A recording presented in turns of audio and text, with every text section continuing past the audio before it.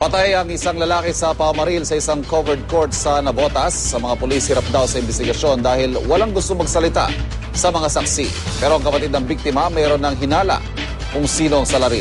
May news to go si Maria Bulaklak, ausente. Masayang nanonood ng liga ng basketball sa covered court ang mga residente ng Barangay Tanza sa Navotas nang mabulabog sila ng putok ng baril pasado alas 10 kagabi.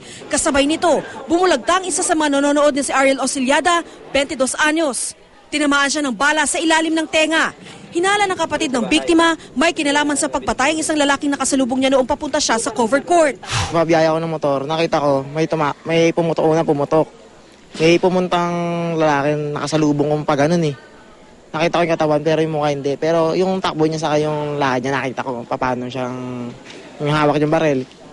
Kasamahan daw niya sa pagtatricycle ang lalaki. Kalayaw niya kambal. Momo ng tatlo sila nasakay sa motor. Napagbinta nga daw ang biktimang nagnakaw umano ng cellphone. Naghihinagpis naman ang live-in partner ni Osiliada.